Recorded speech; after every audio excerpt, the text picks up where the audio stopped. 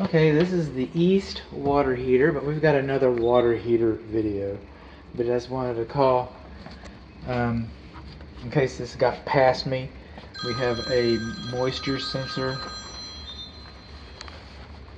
Really? We have a moisture sensor in the safety pan, and it does not work. It does not work. Okay. Going into the attic, another, catching some spares. This door doesn't close really well. It wasn't insulated, like I said. This is the hall bathroom. And now a bathroom does not have to have a vent fan as long as it has an operable window. This window is kind of difficult to operate, by the way. But it was able to operate if you have an operable window then. But this shower has been full for over an hour.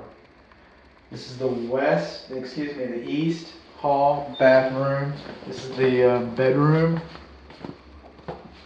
hallway, and this shower does not drain. It does not drain at all. Coming on along, we got GFCI, hots on the left, colds on the right. Coming on along there, our drain's pretty boring in that regard. But we come over here, and that's a flexible drain. Okay, we shouldn't have flexible drains. I'll go into that when I get a better example. We do not have to have, it's not required to have a vent fan because we have an operable window. Coming on along, this is the primary bedroom suite bathroom. Coming in here, we got a light switch around here somewhere. There we go. We do not have hot water here. We got cold water, but no hot water. Let's just let that run for a minute. On the bathtub, hot and cold are reversed. Hot's on the right, not supposed to, even though it's a little blue knob, hot's on the right. I guess this is the way I did it.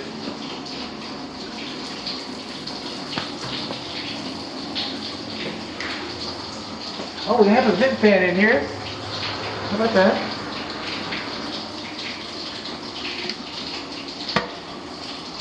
Show me something. Am I jinxing myself? See how low the water is? The water just gurgled out. So it won't do it. It won't do it now. Get some water in here.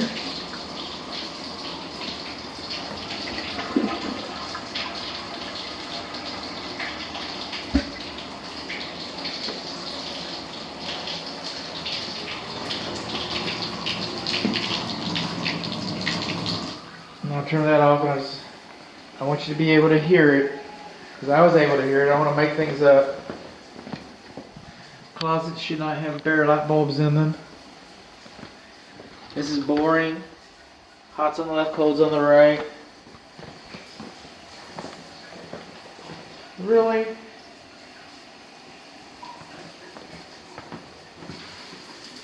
Is it because I need cold water?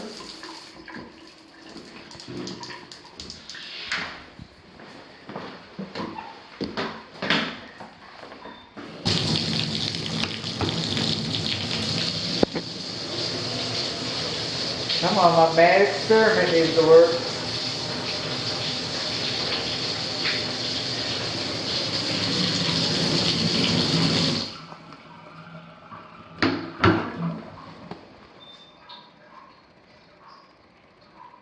Oh, cry me a river.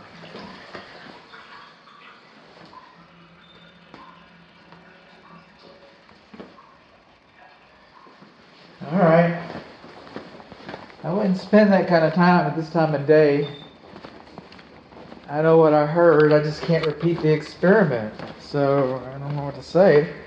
I can say that it happened, but I'd like to, demonstrate that, out of good faith. Coming on, this is going to be a little easier.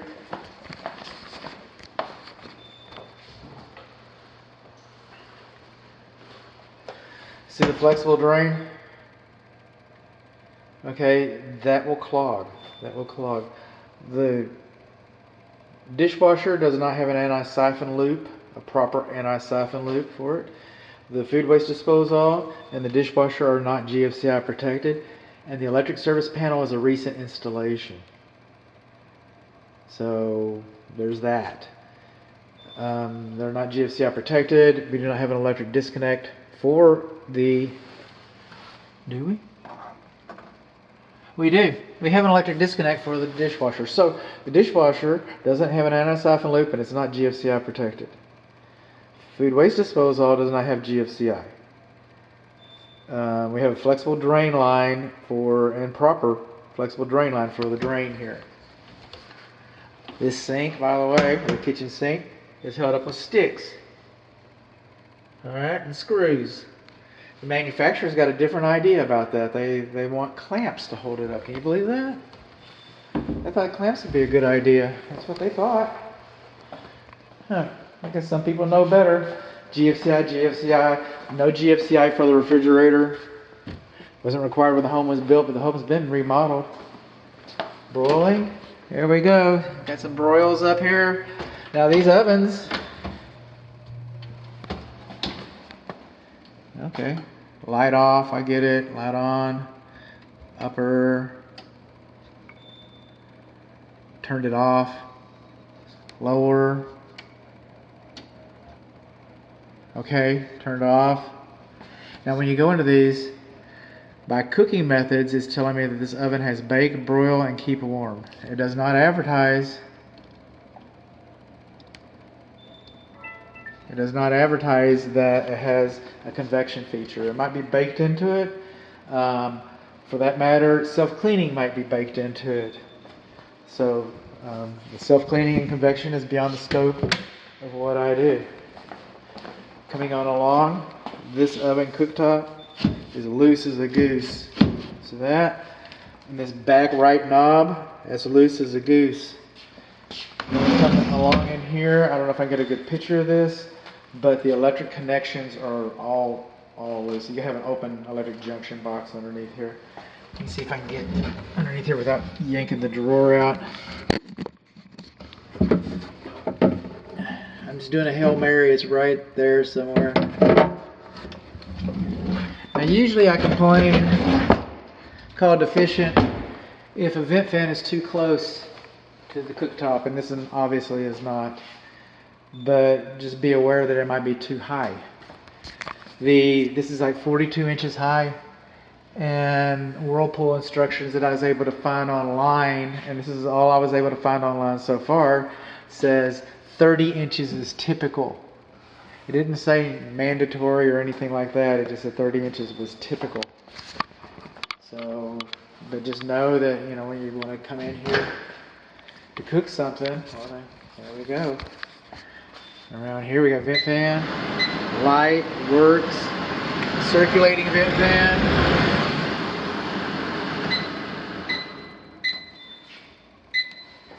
Put some water on this. It took me a little while to get some hot water at this kitchen sink, by the way. I got it. We going along, magic lights. I won this because I was the smartest guy in the room that night for some Home Inspector Association thing. So anyway, it's kind of a dog and pony show.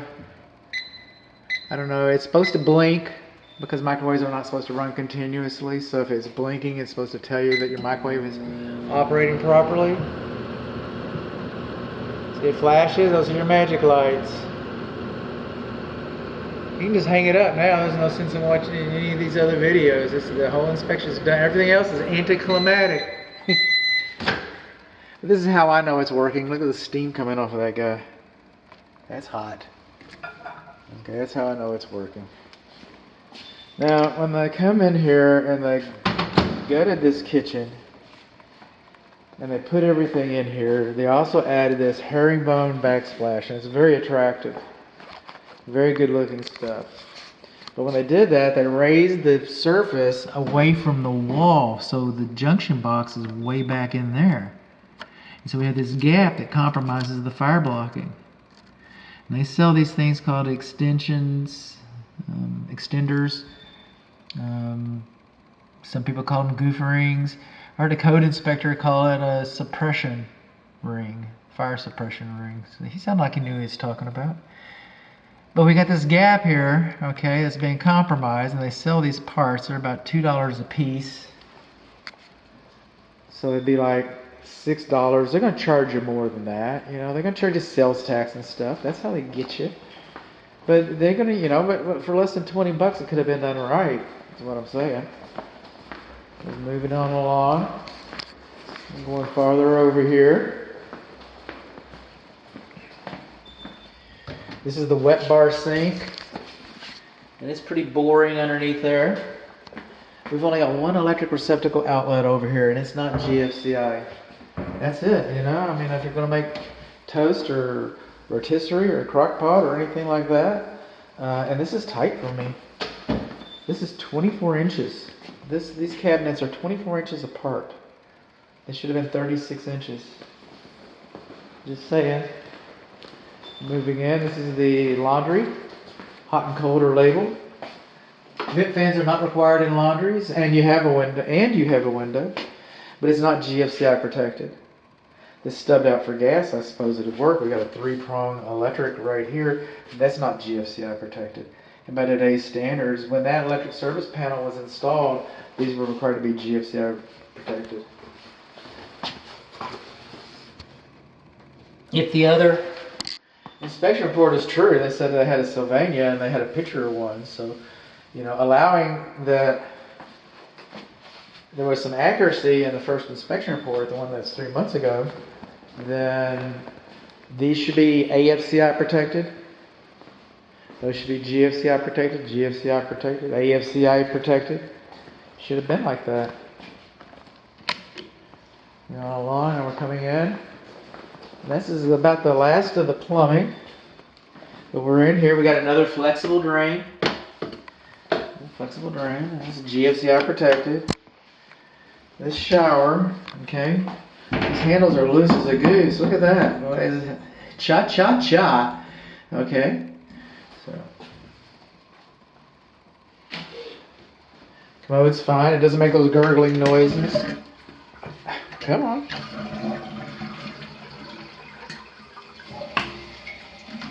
You're not going to flush for me?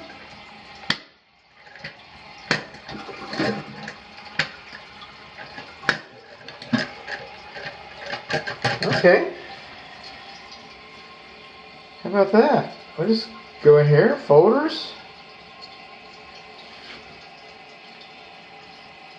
Deep plumbing right there. Guest bathroom. The commode flush button is inconvenient, awkward, or whatever. I'll come up with something for that. Just had to go out on something. So what do we learn? We learned that this flush button doesn't work very good. We got a flexible drain. We got loose handles. We got separate handles. There's supposed to be one mixed valve. Not supposed to have the independent ones like that. We learned that our sink is held up with sticks. We did. We learned our sink is held up with sticks. We learned that the dishwasher does not have an anti-siphon loop. We learned that the dishwasher and the food waste disposal, by the way, I think that's 3/4 horsepower, but they are not GFCI protected. We learned that our cooktop is loose. I turned all these on. We learned that our knob is loose. We learned that our microwave is high. We learned that we've got an open electric junction box out there. We learned that our microwave works. And we learned that we've only got, that this is not GFCI protected for the clothes dryer or the laundry connection. That's what we learned. We also learned that our cabinets are spaced closer than 36 inches, that they're only 24 inches apart. We only have one receptacle outlet in here that's not GFCI protected. We learned that this plumbing was kind of boring. We did that. We learned that they did not put extender rings on the electric receptacle outlets. We have a whole fireplace video.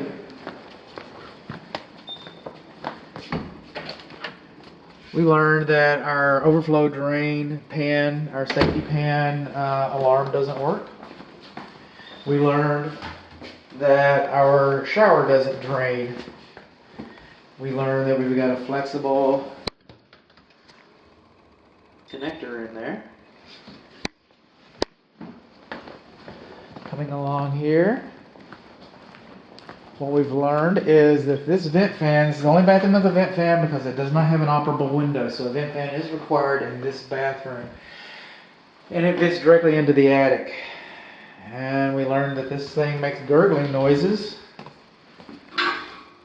I just can't quit.